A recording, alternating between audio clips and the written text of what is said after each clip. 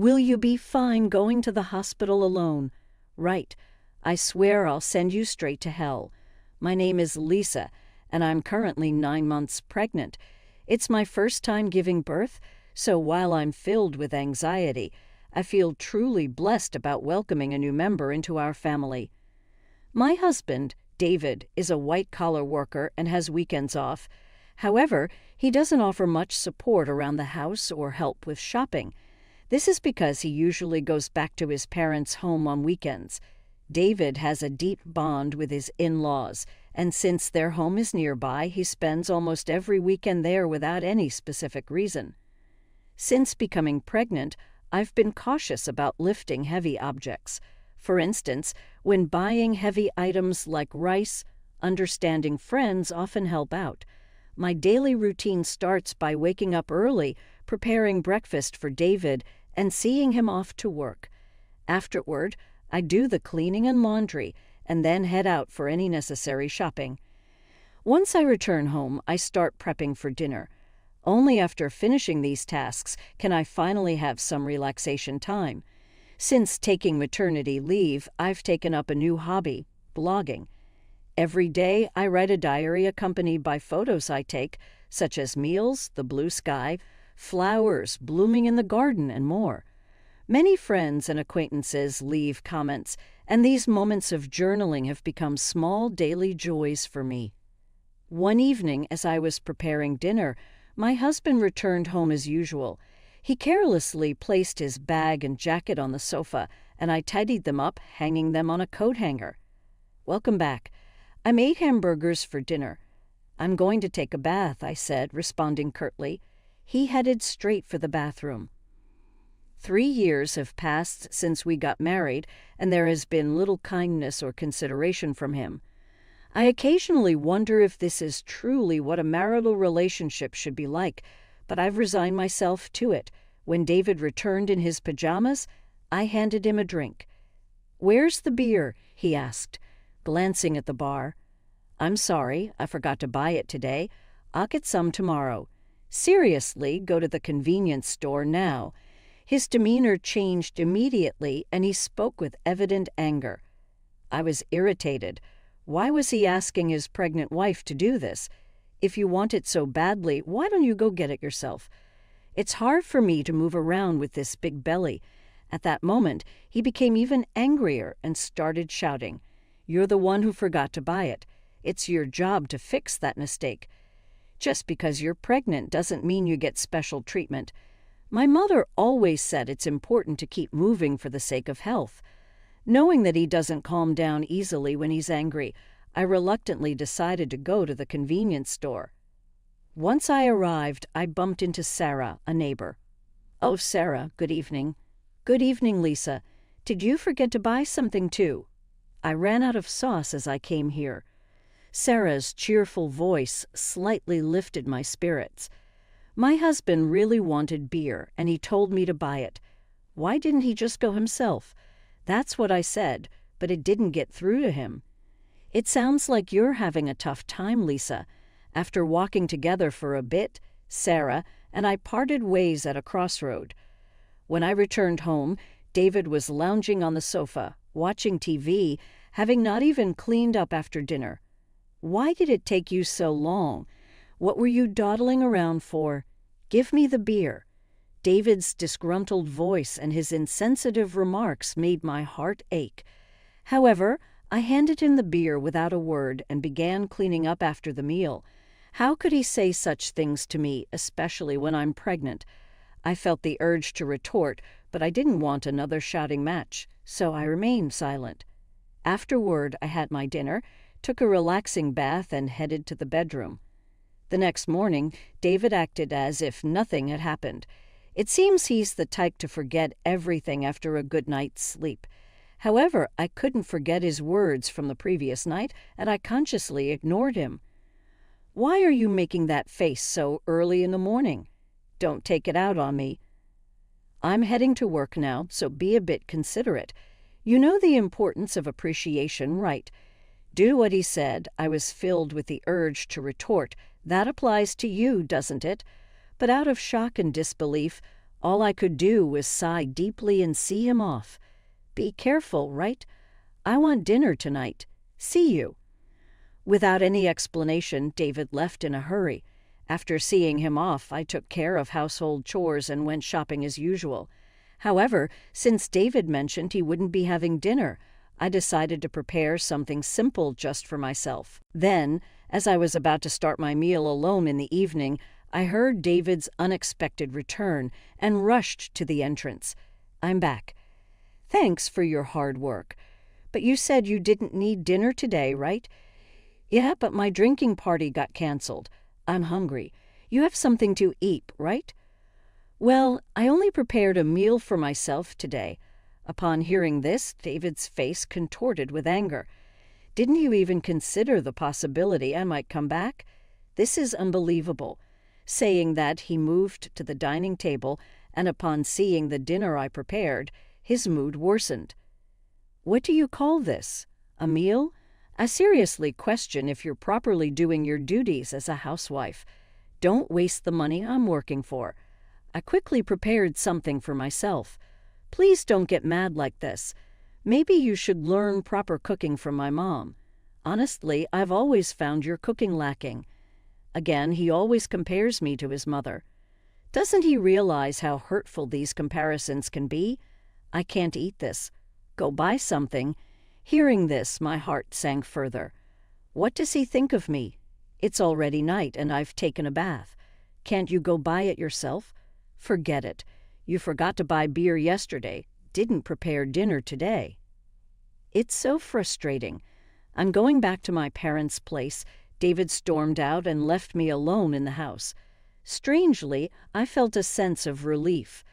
The next morning, as expected, I received an angry call from David's mother.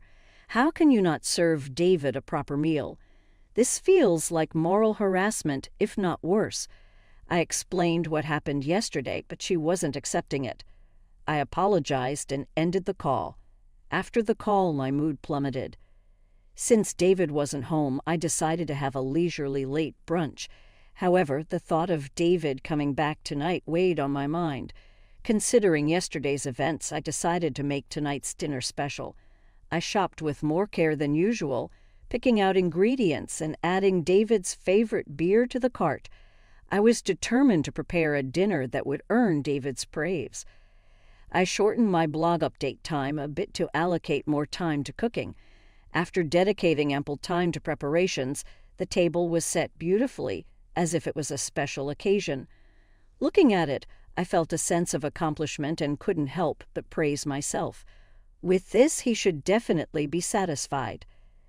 I waited patiently in the dining room for David to come home, but as time passed, there was no sign of him. I tried contacting him several times via my smartphone, but there was no response, and I became more worried as the clock continued to tick. 1 hour, then 2 hours passed, and I began to get anxious. Did he possibly go to his parents' house? Thinking this, I called David's parents to check, but they said he hadn't come there either. I tried calling David multiple times, but still there was no response. As midnight approached, just when I was considering contacting the police, a staggering David returned home. He seemed clearly drunk. I'm home. Hi up. I rushed to the entrance in concern and found David lying on the hallway floor. What happened? Are you okay? Hearing my voice, he responded angrily. Too loud, go away. He staggered towards the dining room. When I tried to support him, he forcefully shook off my hand. Don't touch me. Don't come near me with that ugly face. To think you're my wife. In his drunken state, he spat out those words and then just lay down right there. Those words were beyond shocking. Why? Why can't he consider others' feelings? His remarks hurt me deeply, and I was filled with thoughts of maybe he no longer sees me as family. Tears welled up in my eyes. I put so much effort into cooking, and it was all for nothing. With that thought, I had my dinner alone and enveloped in loneliness. The next morning, David woke up as if nothing had happened. My head hurts. I guess I drank too much. But why did you leave me in the hallway? You chose to lie down there, David. It's not my fault. Aren't you my wife? At least take care of me when I'm drunk." David's words made me wonder why he always blames me right away. "If you weren't going to eat at home, you could have at least let me know. I had prepared a nice meal, and I called you multiple times. Why didn't you answer?"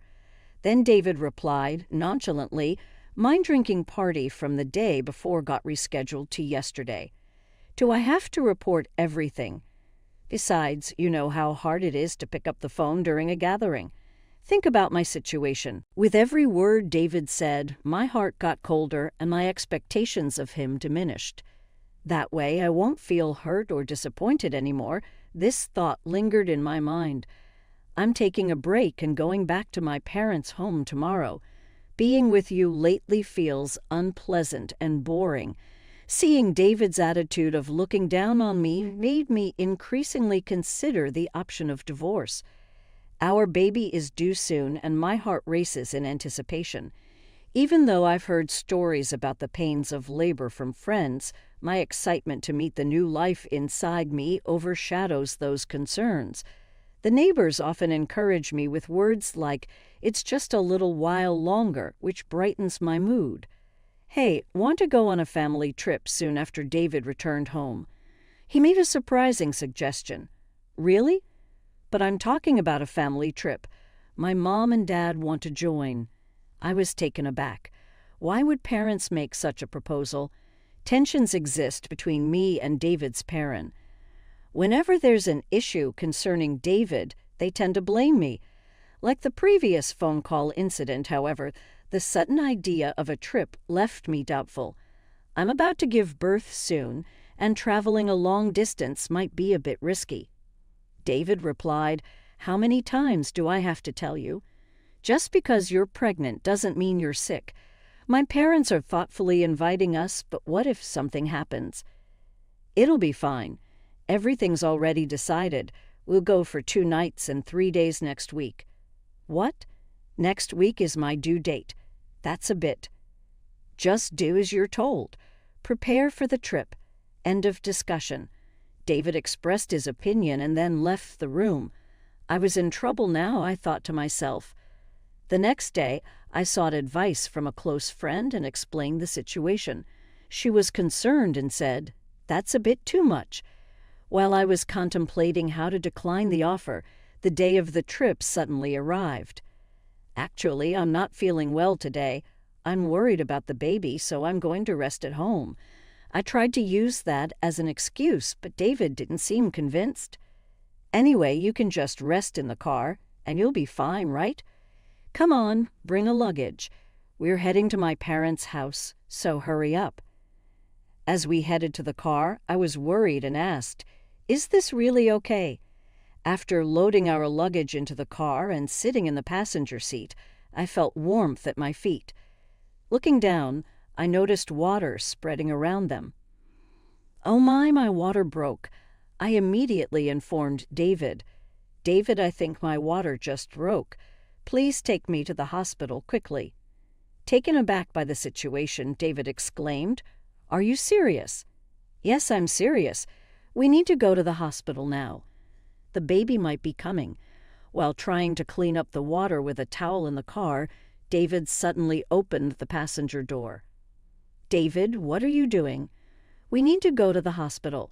Get out, you're going to make a mess in the car." I was in complete shock. "What are you saying?" I said, "Get out. I need to clean the car." Then David forcefully pulled me out of the car. In this unbelievable situation, David said, "I can't believe this.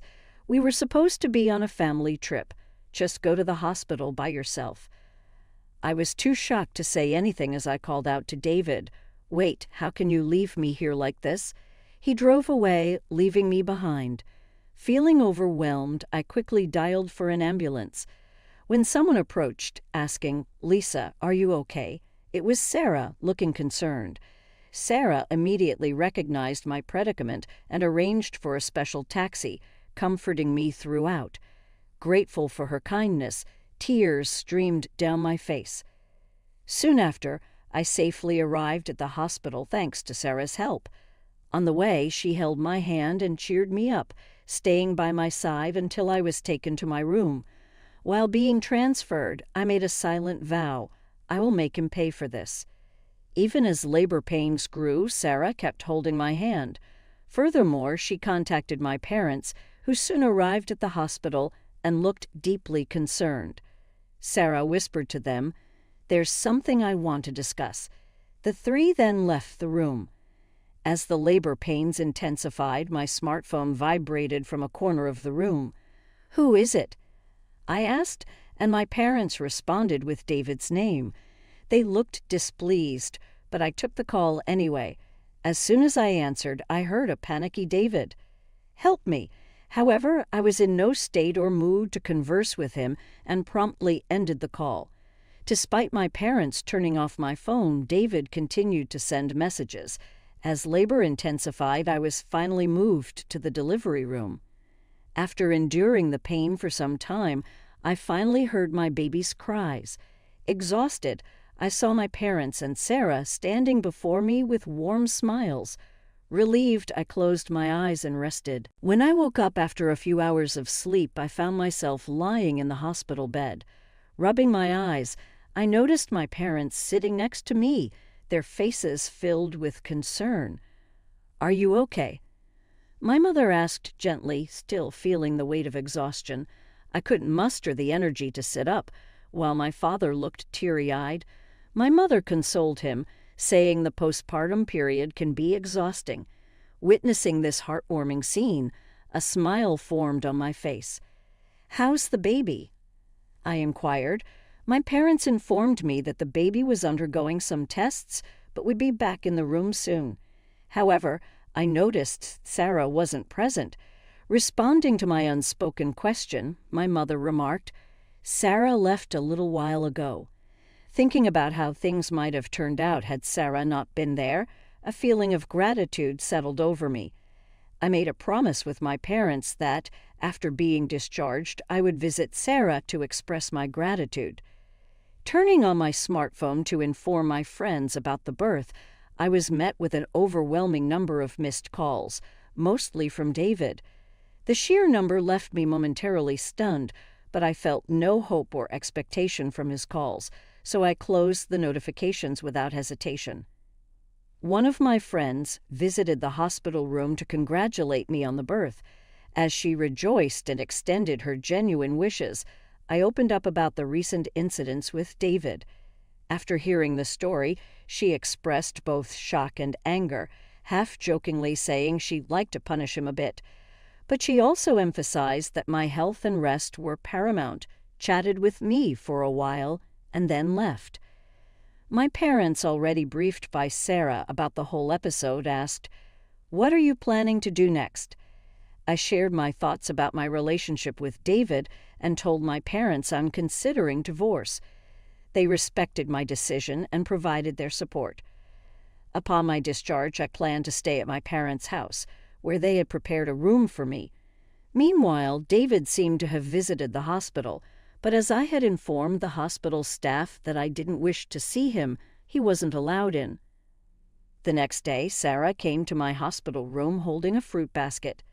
"Sarah, you came," I exclaimed with delight.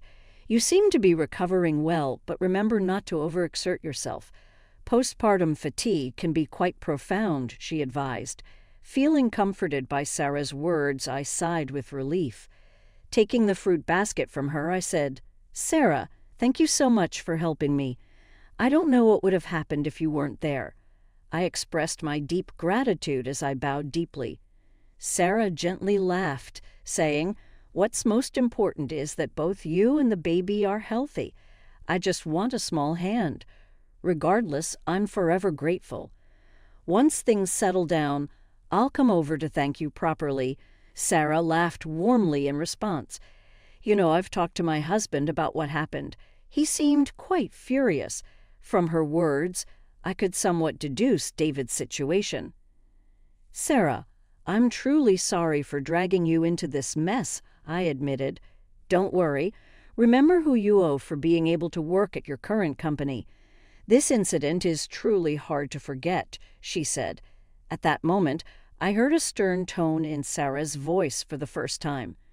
Sarah was actually the wife of the CEO at the company where my husband worked.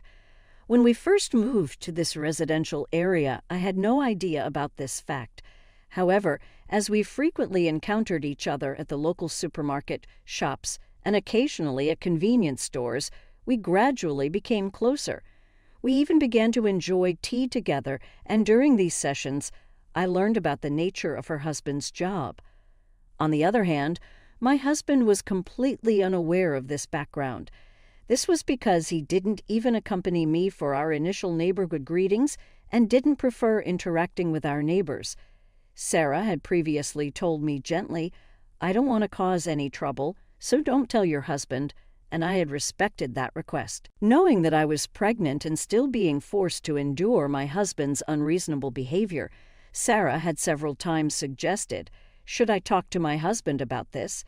However, I had always declined, not wanting to trouble her. But with this recent incident, perhaps even Sarah reached her limit. That's why my husband kept calling, I thought. I really can't thank you enough for everything. Sarah's strong words made me realize how fortunate I was to have someone to go to such lengths for me. I couldn't help but tear up. Seeing my reaction, Sarah once again gave me a warm smile. "Lisa, you're a dear friend to me. I can't just stand by and watch when something like this happens to a friend." Our conversation was filled with heartfelt smiles. However, my husband's messages didn't stop, despite the barrage of notifications. Online, I consciously ignored them all. Thinking about the divorce made my mind clear, and all I wanted was to think about how to live my life with my baby. As I was preparing to leave the hospital, a close friend visited my room, handing me her smartphone and saying, "I want you to see this." Displayed on her phone was a post that had become a major topic on a certain social media platform. When I asked what it was about, she informed me that she had posted about my husband's recent actions on social media. My friend had a significant influence on social media with a massive follower count. One day she received a reply to one of her posts. The follower who replied had, by chance, captured a video of the scene where I was yelled at by my husband after being out of the car. The follower, wanting to protect my privacy, blurred my face in the video and, with my friend's permission, shared it online. The video spread like wildfire, and as a result, personal details about my husband and even his company were identified. Currently, my husband seems to be under a barrage of criticism online. What? I had no idea it had escalated to this level. My friend, smiling gently, remarked, "Well, they brought it upon themselves, didn't they? My husband's actions and their consequences were all a result of choices he made. Furthermore, when one of my husband's friends confronted him about the incident, he reportedly excused himself, saying, 'I had a prior travel commitment with my parents that day, so I had no choice.' Because of the statement, not only my husband, but also his parents began to face criticism online. The story spread even in the vicinity of my in-laws' home, and there seemed to be various topics related to my husband's parents circulating on social media. Suddenly, my phone started ringing. When I checked the screen, it was a call from my mother-in-law. "That's for my mother-in-law," my friend, eyeing the screen of my phone with interest, suggested. "Why don't you pick up and give her a piece of your mind?" However, I was so fed up that I felt no words to do so and decided to ignore it. Before I knew it, the missed calls log was filled with names of my husband, father-in-law, and mother-in-law. Ever since the incident was highlighted on social media, even the hospital staff seemed to be aware of my situation and started offering genuine support. Whether my husband or in-laws came to the hospital or called multiple times, the hospital staff didn't allow any contact with me. As my discharge date approached, I had one pressing worry: whether my husband and in-laws might be lurking outside the hospital. My parents reassured me, saying, "You have nothing to worry about." But the thought of my precious baby being in danger left me anxious. However, that concern was quickly dispelled on the day of my discharge. As my parents were helping me with my belongings, I heard my husband's voice shouting, "Lisa," followed by the loud voices of my in-laws. Suddenly, men in black suits surrounded me, forming a protective barrier. As I tried to understand what was happening, one of the men approached me, gently opening the car door, and said, "Don't worry. We're here on Sir's request to protect you." It seemed my parents were already aware of this, as my mom said, smiling, "Didn't I tell you there's nothing to worry about?" Believing her words, I felt relieved and smoothly got into the car, all the while my husband and in-laws, overwhelmed by the presence of the bodyguards, couldn't come any closer. I can't find the words to express how grateful I am for Sarah supporting me like this.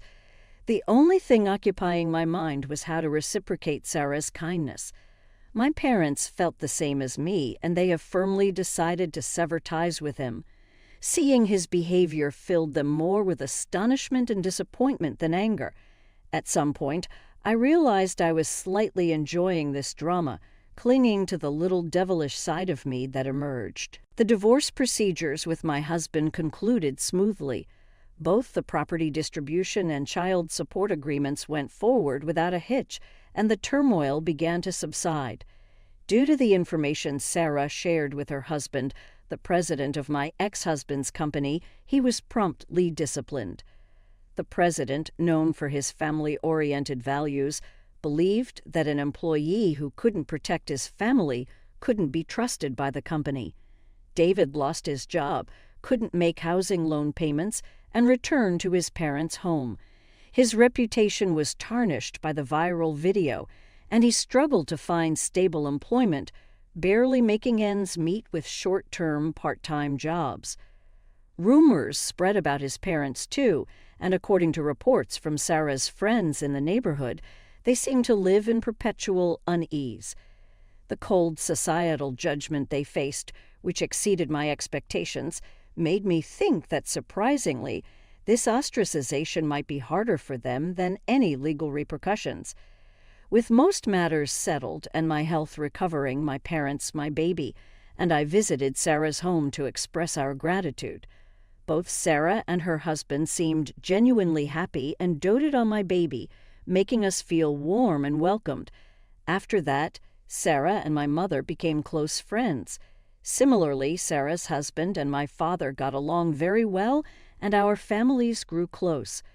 Furthermore, Sarah and her husband's son was around my age, and to everyone's surprise, our relationship began to develop in an unexpected direction. A few years later, the idea that I might actually become a part of Sarah's family was something no one could have ever predicted. Life truly is full of surprises.